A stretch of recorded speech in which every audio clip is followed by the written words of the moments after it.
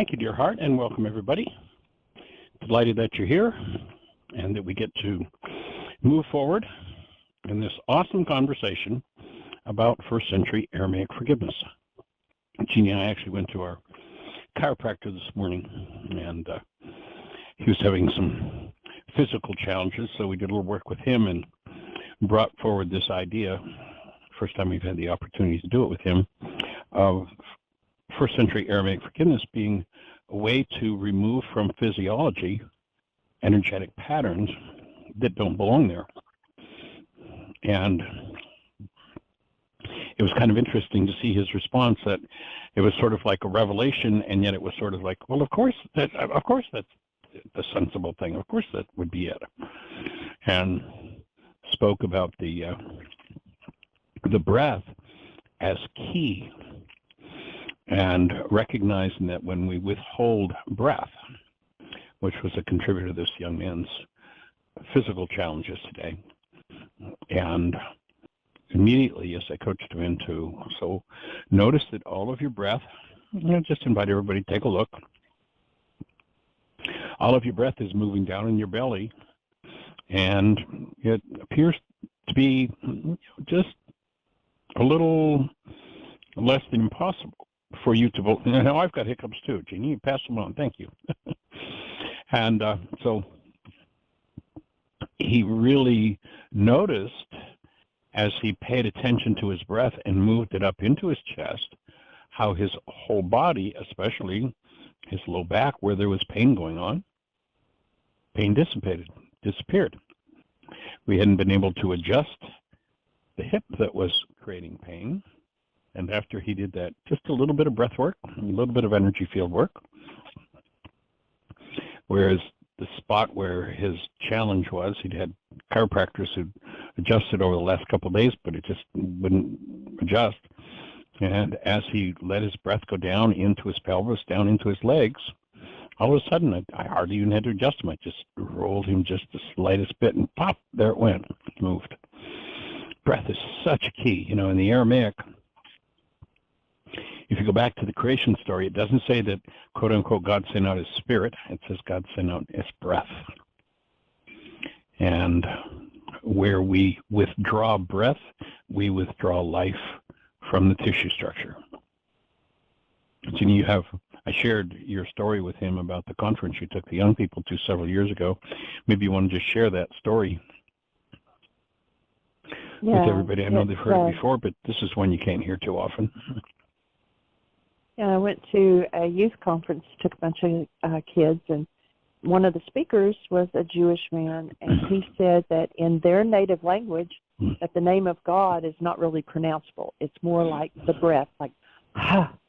And so he said, so when you're born and you take your first breath, are you alive because you took your first breath or because you first spoke God's name? And if you choose to die, is it because you take your last breath or because you quit speaking God's name?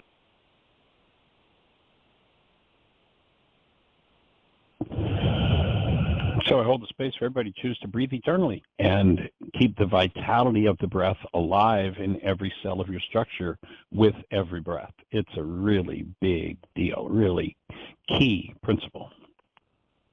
And beyond that, I'll check first and see, Miss Jeanie, do we have anything happening in the chat room or anybody in the phone queue with a hand up? Questions from the app? No, I shared with them that I had gotten an email this morning, a lady wanting to do the translation into French. And yes, we still haven't heard from the lady that's translating into Mandarin. But don't have any questions and no hands up, and no comments in the chat room. It's all quiet. Cool. Well, what I'm going to do, I'm actually working on an article on forgiveness from the Course in Miracles. Some of the basic principles of the Course in Miracles I'm integrating into this article. It's not complete yet, so I might have a little hesitation, but I want to share it with you to see if anyone has any feedback, any thoughts to add, text to me, or any things that occur to you that might augment this. I'm looking to make as concise a picture of the Course's view of forgiveness, of course supported by the Aramaic. It wasn't until after I learned and understood what forgiveness was and how it was done from the Aramaic that I recognized the instructions were right there in A Course in Miracles, specific step-by-step instructions. So the article starts out with, what is the world? How do I forgive? Some of you are probably familiar with either our 2-hour video workshop or the 30-minute YouTube video on what is the world. That will tie right into the article that I'm going to share today. So if you want to pick that up, you can go to YouTube and type in Michael Ryce. It'll take you to our YouTube channel, and then look down the list or do a search for what is the world. 30 or 32-minute video there, sort of a synopsis of what's presented in the 2-hour, what used to be a DVD but is now available. Also, of course, there's a download, but that 30-minute one hits all the highlights. So the opening words of the lesson in A Course in Miracles, what is the world? You've heard me say it 1,000 times because I think this is the most misunderstood and one of the most important lessons in the Course. The world is false perception. You know, at the end of that sentence, there's a period. You know, it's done. It isn't the world is bodies, the world is. The whole idea is to recognize that the mind is generating the world that we see. So the seemingly real world of forms, which are but pictures generated by the mind. Now, recognize that the mind is a conversion device. Much like, a few years back, you might remember when they changed what was a form of broadcast in the broadcast system from analog, which means pictures, to digital. They changed that over. And so people who had the old style TVs that didn't have a converter from digital to turn it into a picture had to go out and buy a converter. Or the government, in their great wisdom, decided that they needed, I guess, to keep that brainwash of TV going. So anybody that didn't go out and buy one, they said, we'll buy it for you. We'll pay for it. I want to keep you hooked on that too. So they put a converter box in, and now instead of an analog signal coming in and the TV converting into pictures, a digital signal comes in, and with a digital converter, that signal comes in and the box converts it to a picture. Your brain is that. Your brain / your mind, not equating them, but connecting them, converts thoughts. I think this is such an important principle to get. Converts, thoughts into pictures. You have a digital converter box.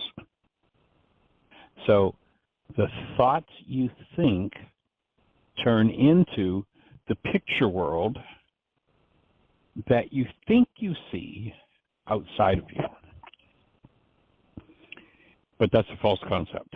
We've all been taught we open our eyes and we see what's happening in the world. That's just a simple, plain fraud. It's not true.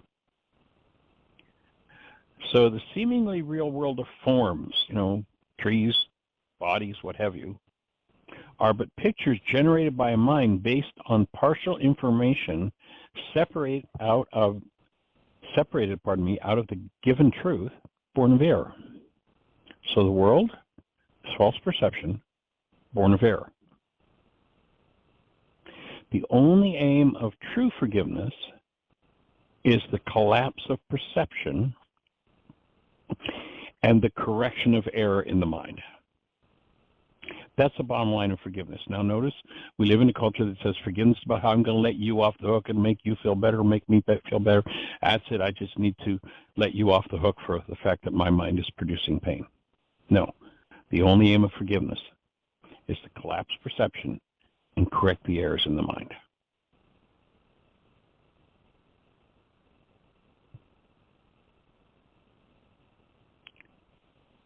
This thing called perception is a symbol. So we stand in a world of actuality, the world the Creator created. You'll remember I've quoted several times the Harvard research that says that in a time frame where 10,000 brain cells are firing, the maximum amount of data that goes into conscious awareness is 9 bits.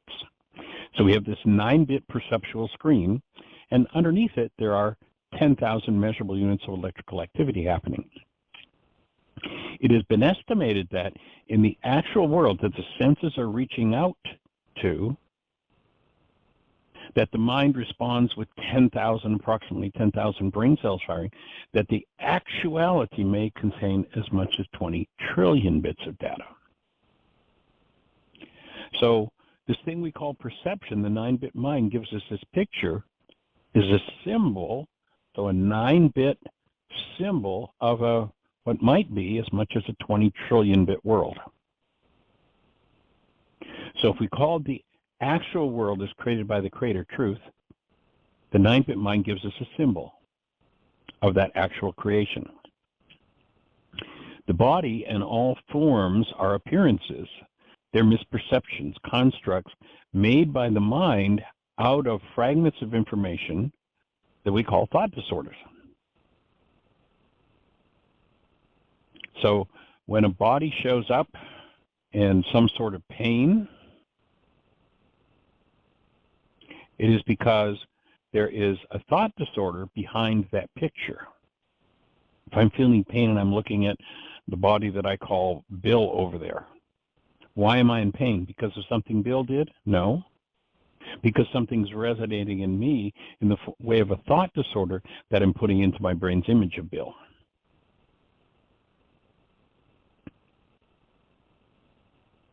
And when we replace that construct called perception with truth, then we'll move beyond what we call sight. We think we're seeing things out there. The truth is the eye sees nothing. The eye is a one-way valve. Light energy comes in. That energy hits the brain and causes brain cells to fire. So content moves within and creates the picture world that we see. But what the Course is alluding to here is that there is the ability to conceive of and to understand it, and it's like we don't even have a definition for this state of experience yet, but that the Course calls vision. So when I can, rather than count on my mind taking pieces of things and turning them into pictures, and I'm thinking that's what's actually out there, with vision, I get to interact with the actuality, and I get to comprehend it and understand it for the truth that it is, rather than comprehend and understand what I see, which is just a reflection of what I've projected into my brain's image of whatever it is that I think I'm looking at.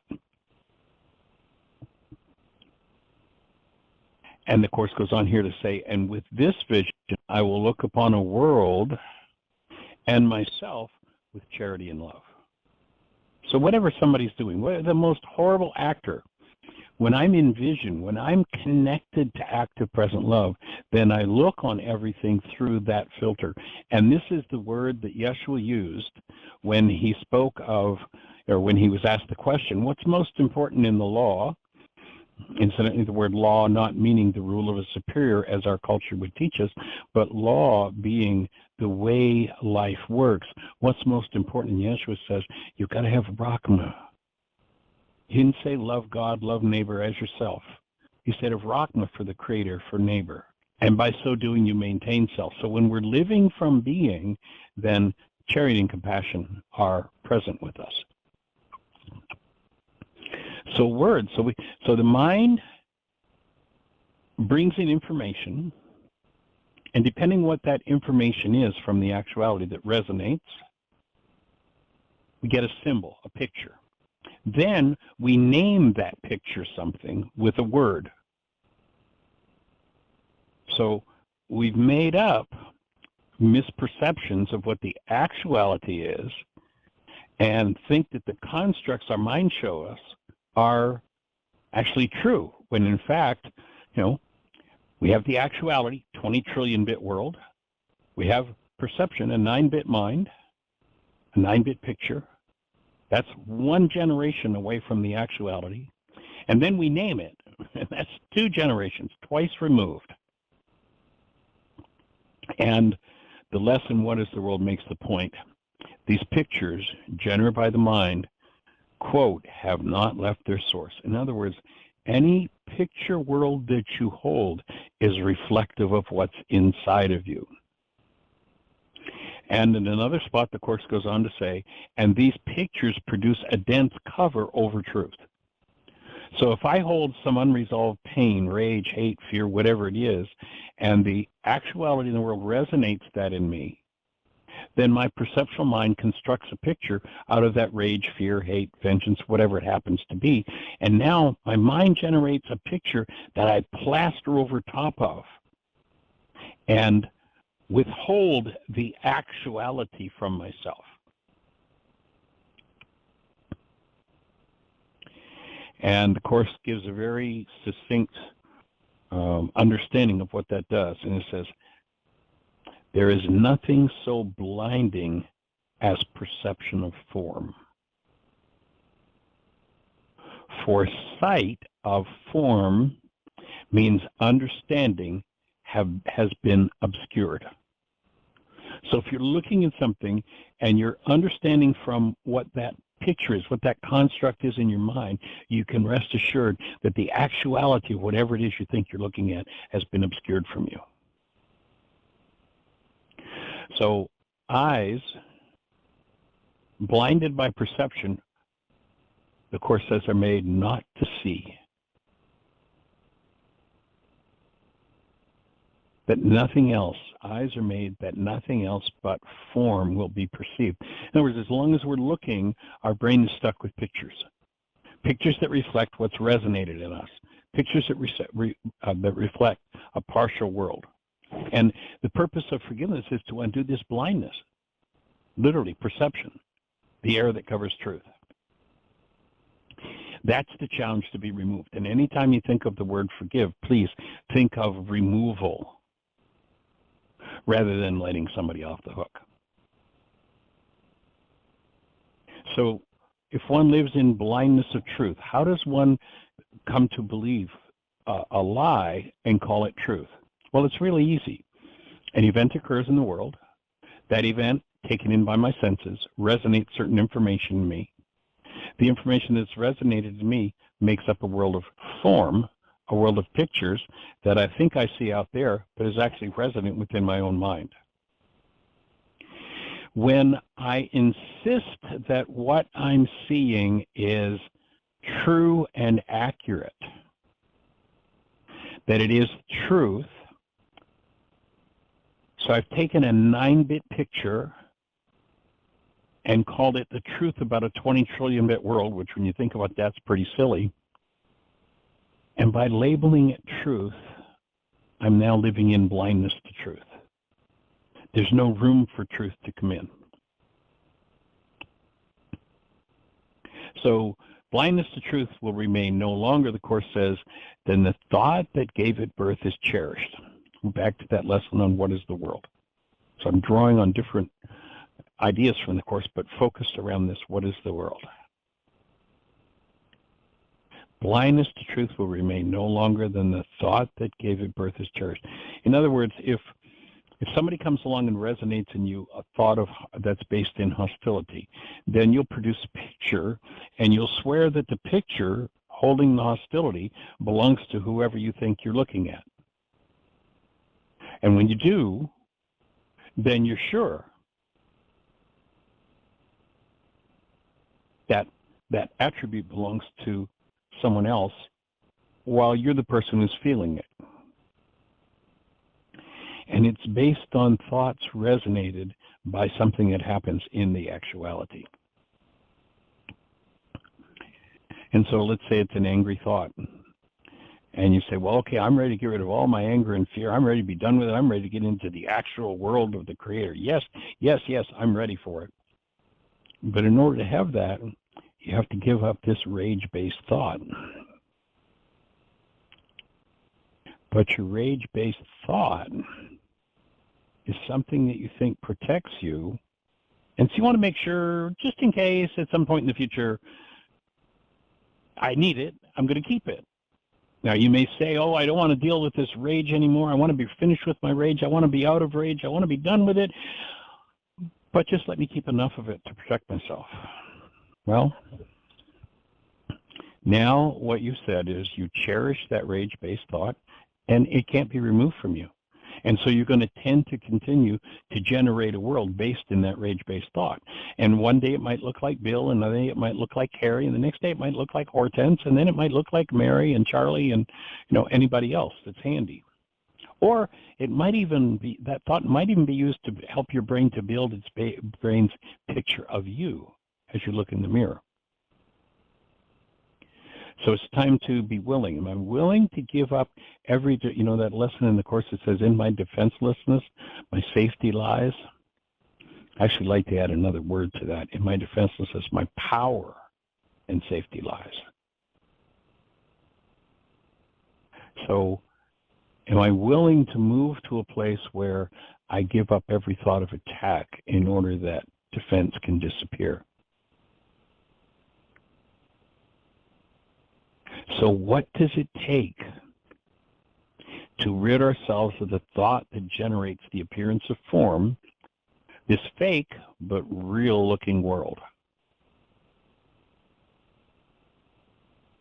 What has to happen? First of all, we need to start to look at words, because many people live by words, and the words they use generate images in the mind, and therefore they exist in that world of pictures based in words.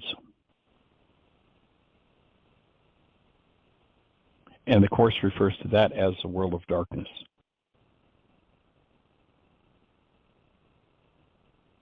And what's needed here is an action of mind. Now, if you listen to the world, they would tend to tell you that, well, you just need to talk about it. Well, you just need to explain it. Well, if you accuse others of being wrong, then, you might get somewhere.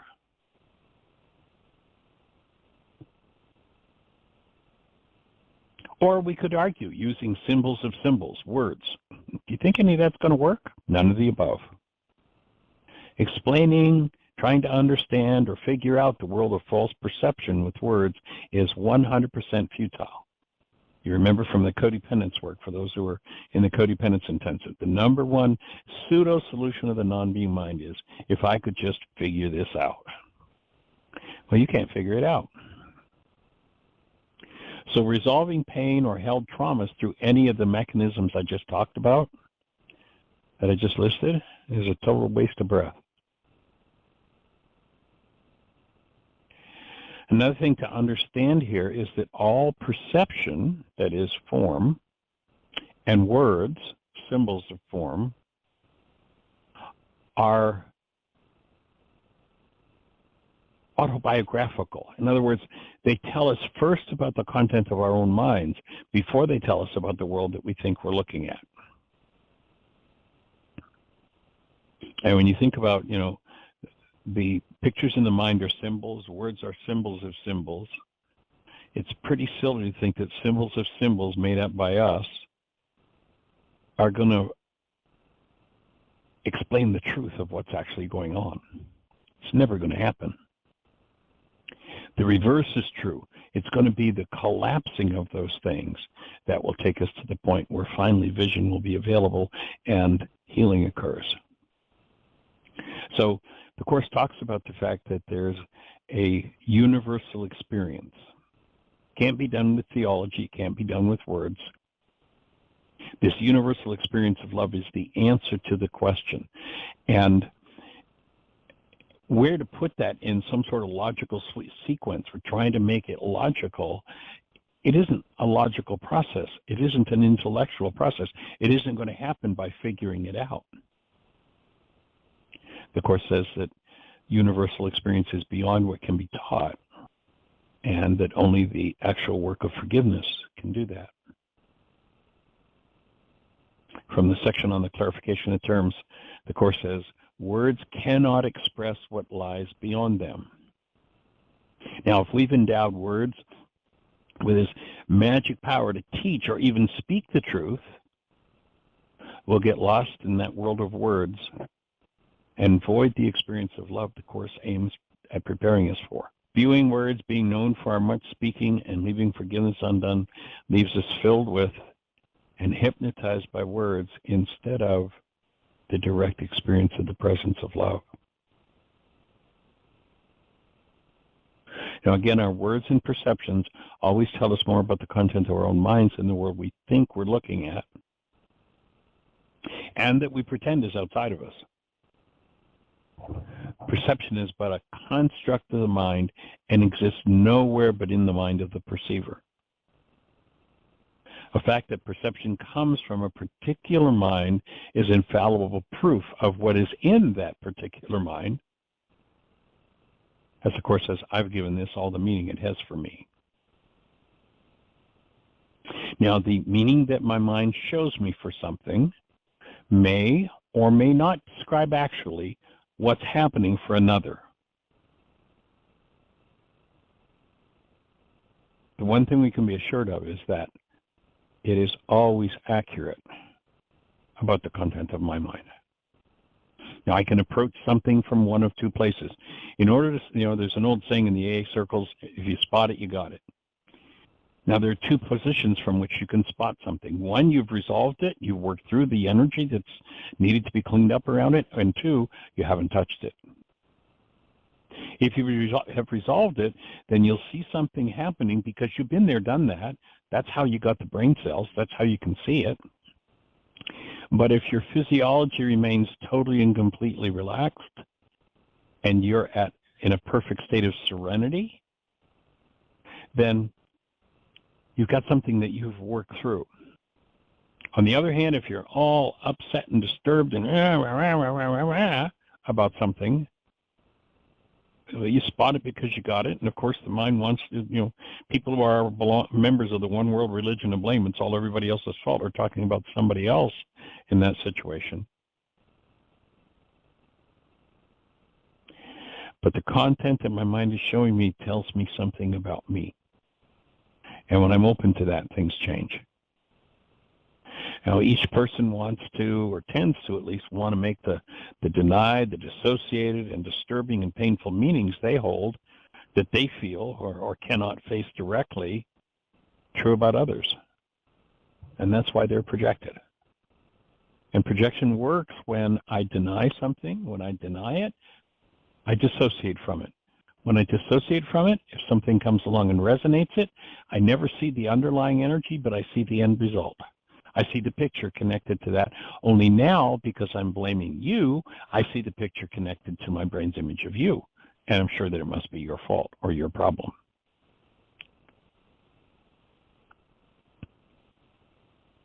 So again, denial is thinking or speaking as though something outside of us is the cause of what's moving inside of us, and or blaming another for the way we're using our own minds. Am I using my mind to keep me in disturbance, in pain, in turmoil, in trauma? If I am, I have to give up pretending that somebody else is making me do that and recognize I'm doing it because I'm doing it.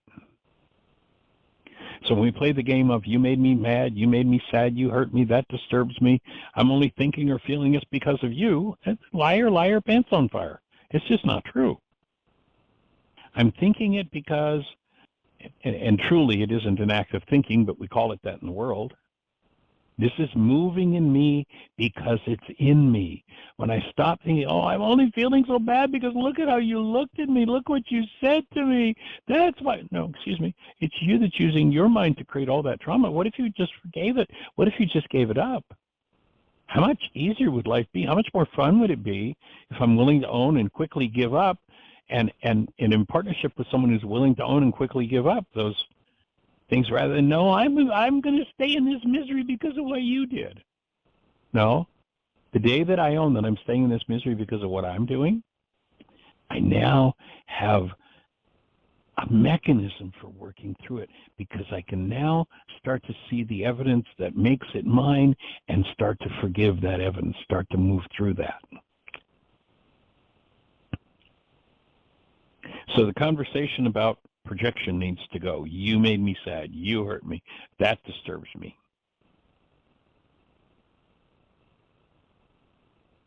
So when one's in that dissociated state, they have the inability to directly access what's been denied and what's being projected, put into our brain's image of another, literally building that world. Which one? The world of false perception that we see and hallucinate is outside of us. Where those first words in that lesson, it's hard for many people to get that. The world is false perception. That's the world of perception the Course is aiming to correct. This internally generated world is false perception, and it has not left its source. It's still right there within you. That's why you're doing it again. And if that's not the way you want to function, if that's not the way you want to feel, what do you need to change within you in order to change it? Because the whole world's stuck on, you have to change it for me because it's your fault that I'm thinking this way. That's the essence of denial. So this is 100% an inside job. Through denial, we shut ourselves out of the experience of ourselves as the active presence of love.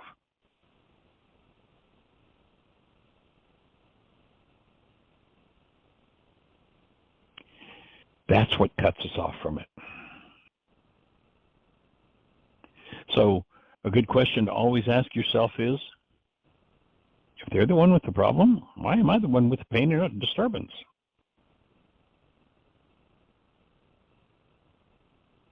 And of course, we'll get people who will try to convince us by telling us that they've arrived. They'll have all kinds of ways of convincing you that they're the authority. The active presence of love in each one of us is the authority.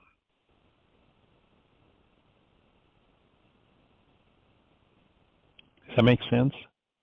The active presence of love inside of each one of us is the authority. So if I have to tell somebody I've arrived, Jesus told me, I, that person's just trying to convince themselves. And of course, by having to do that, they're proving that they've not arrived where they're pretending to be. So once again, the Course goes back to, there's no answer. One of the games of the mind, well, just give me the answer, give me the answer, give me the answer. I want the answer. Just give me the answer. No. What the tools aim to give you.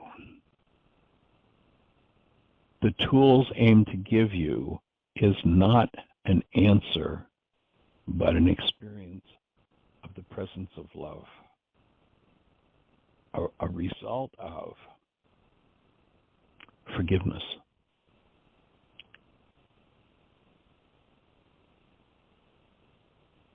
So the Course at one point says, seek only this, and don't let theology delay you. Don't get into the argument of the nitpicking that people can do, because that's all just an intellectual distraction.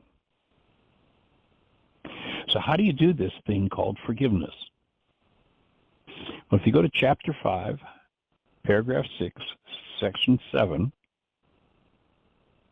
the Course says, your part is to return your thinking to the point at which your error was made.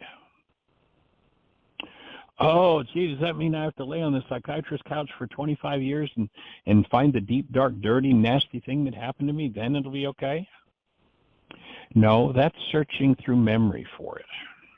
Allowing your mind to return to the point where the original energy was engaged and taken into the system. You know, if it's a power person dynamic, let's say with a parent. Remember, the parent has more power over the child than the child does, is not functioning as love, and the child perceives it as survival. So if the adult's going into this fit of rage,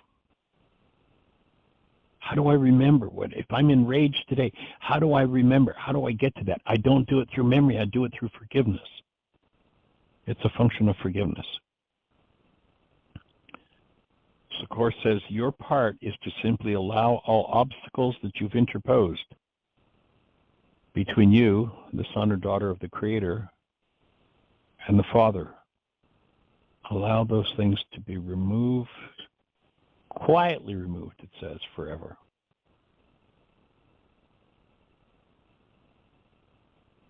Go of every use we have for fear or any form of hostility, And now that the thought that gave birth to that world of pain perception is no longer cherished, that it has no value to you, it can be removed.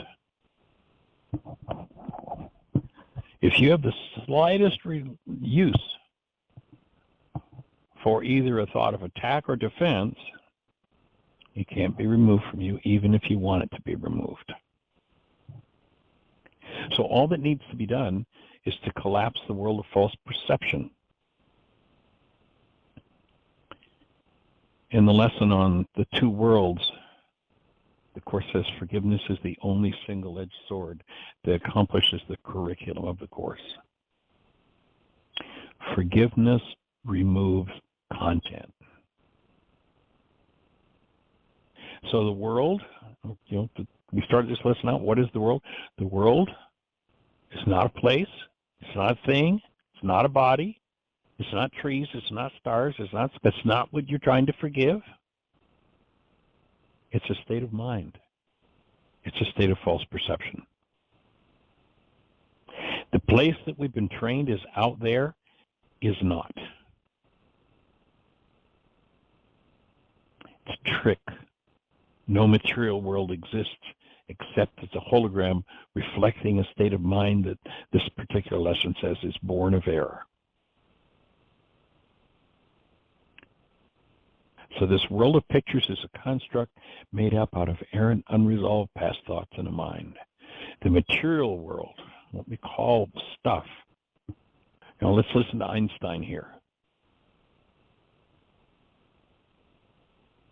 Einstein says, on such things as matter, we've been all wrong. What we have heretofore called matter is energy, energy whose vibrations have been so lowered as to be perceptible to the senses. There is no matter. Material world is false. It's false perception. It's a picture. It's an appearance born of error in the mind. It seems to exist only because we hold thoughts that produce that picture.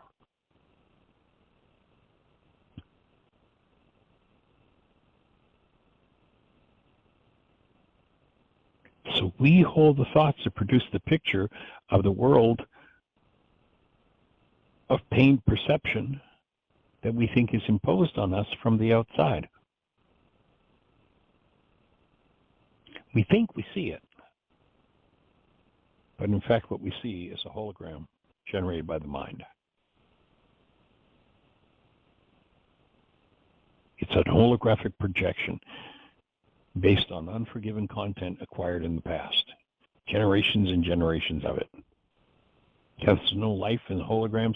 There's no life in the symbols, words, the multitude of words that we try to explain something with does not exist except as the world made up by me to take the place of what the Creator gave me in creation. Since forgiveness is almost universally confused with pardoning, and therefore misperceived, misused, or missed altogether, and therefore left undone, you need to come to the point where you can delineate the steps in forgiving. Or you're not forgiving.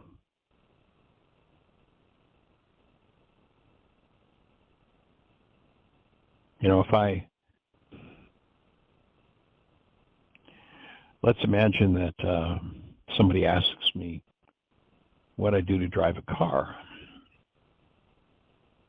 Well, there's a set of principles involved in driving the car. There's a key. Now, the key might be a mechanical key that I put in the lock, or it might be a key fob, but there's a key.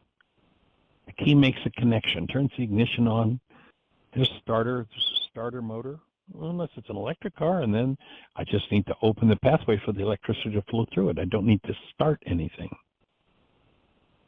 But there's some basic principles.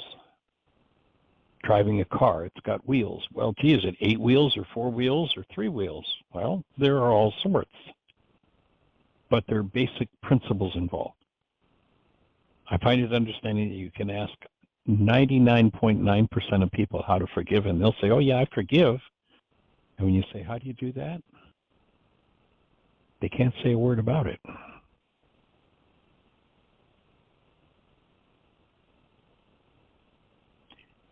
If If you can't speak about how you forgive, but you say you do forgive, you've got to be tricking yourself.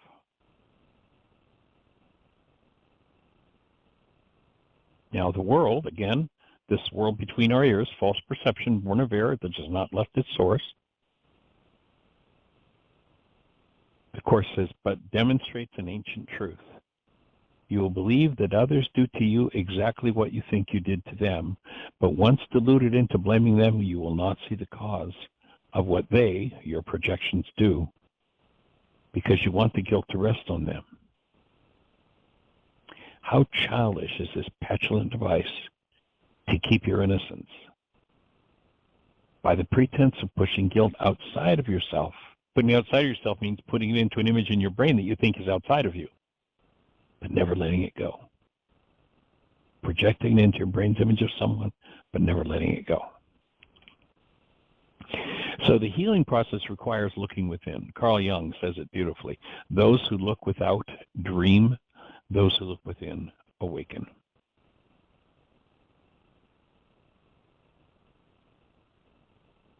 So remembering that, we have basically what we might refer to as a 9-bit processor, not meaning that absolutely literally, but basically that's it. And that in us there is this super processor that when we invite it into activity can process, can break the links, can dissolve what is false. In Aramaic, it's called rukudakudsha, feminine elemental force in us that undoes the effects of our errors and teaches us the truth. It could be spoken of as the higher power, the superconscious, the subconscious, primordial X. The Greeks translated out of the ancient Aramaic as the Holy Spirit, but there's nothing there about a disembodied spirit being. It speaks of an actual feminine elemental force in us. So the Course here says, bring each terrible effect to that power, whatever you choose to call it, that you may look together on its foolish cause and laugh.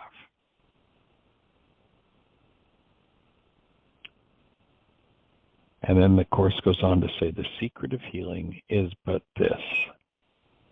You are doing this to yourself. No matter what the form of the attack, this is still true. Because it is in your perception you are being assaulted. And the root of that perception, hidden, is the thought of either defense or attack that energetically is a call for that experience to come to you. Forgiveness is the key to giving up your call for attack, and will result in defenselessness and safety. Now, in the context of this, remember to never forgive anyone, never forgive yourself, but continuously. That is, remove defense and attack continuously.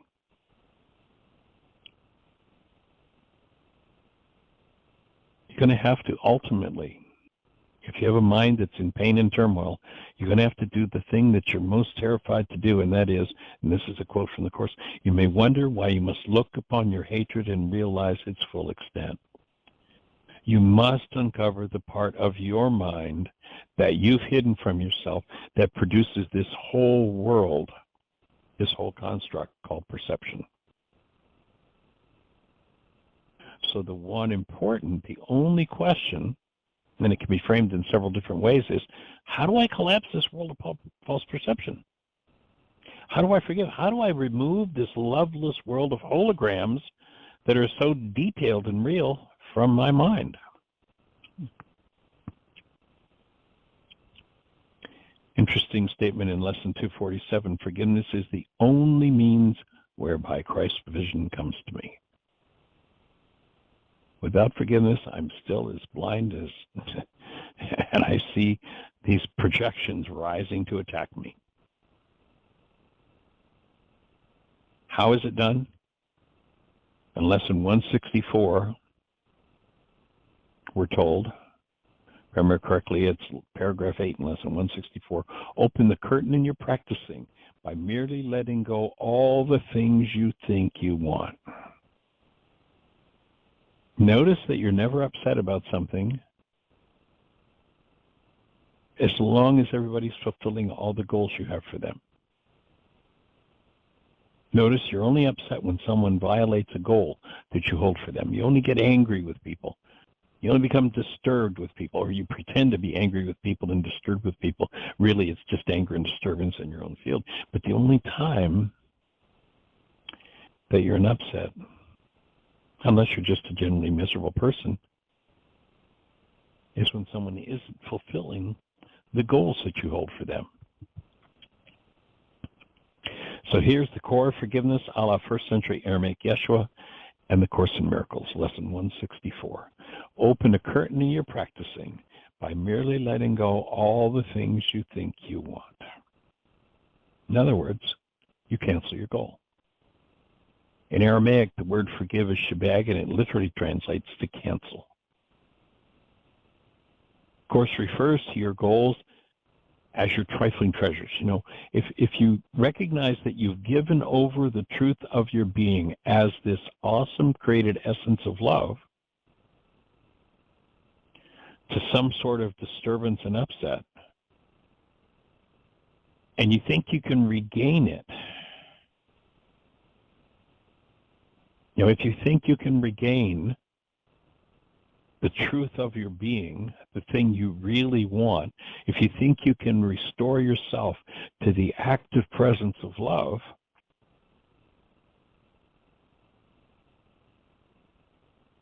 by getting somebody to fulfill a goal for you, do you think you can do that by getting someone to fulfill a goal for you? Your mind is bizarre. Course says let go. All the things you think you want, your trifling treasures put away. What happens when you put them away? The perception that you have is the driver that causes your mind to use untoward energies to build your perception. So when you remove the driver, perception collapses. And this particular lesson, 164, says, and then you leave a clean and open space within your mind for Christ to come.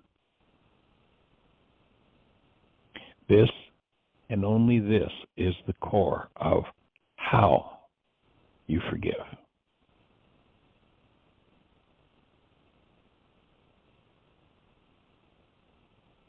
Now, as I said, if you're going to drive a car, there are wheels, there's a steering wheel, there's an engine, lots of variables, but their basic principles are there.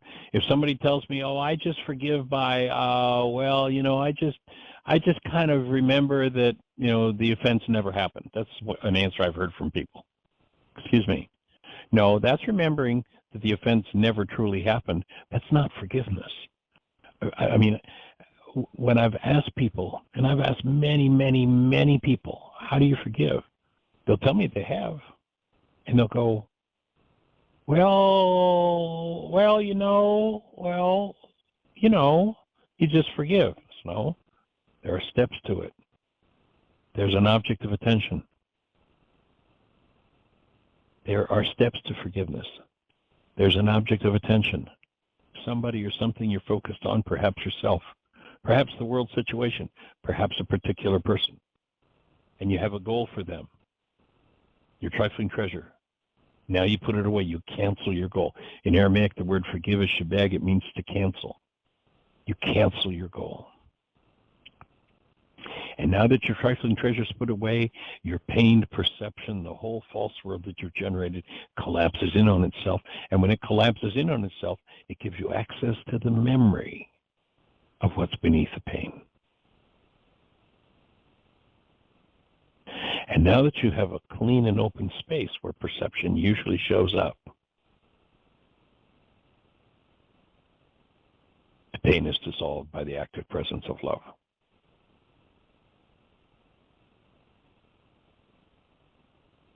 You remember the Course talks about you must remember the distorting power of the way you want it to be. To forgive is to cancel, to put away the things you think you want, those things that are currently, those goals that are currently driving your perception.